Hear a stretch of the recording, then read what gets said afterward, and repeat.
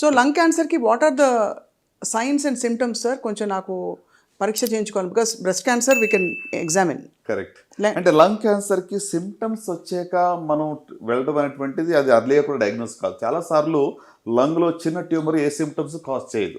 That is the very sad part of the cancer in that sense. Right. కొన్నిసార్లు అర్లీగా ఉన్నప్పుడు symptoms కూడా ఉండకపోవచ్చు. Correct correct. సో ఇప్పుడు లంగ్లో 1 సెంటీమీటర్ 2 సెంటీమీటర్ లంప్ ఉందనుకో, నాడ్యూల్ ఉందనుకోండి, మనకి ఎవరికి తెలియదు, ఏ సిమ్టమ్స్ ఉండవు.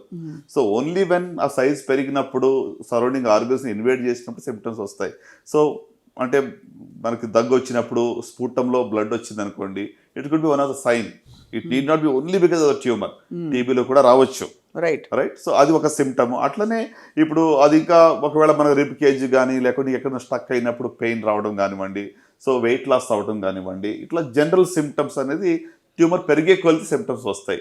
సో అర్లియస్ట్లో యూజువల్గా సిమ్టమ్స్ ఉండవు. ఇప్పుడు మీరు అడిగిన ప్రశ్నకు స్పెసిఫిక్గా ఆన్సర్ చెప్పాలి, ఎలాగో ముందు అసలు కనుగొచ్చు అంటే హై రిస్క్ ఉన్న వాళ్ళకి స్క్రీనింగ్ అని చెప్తాం.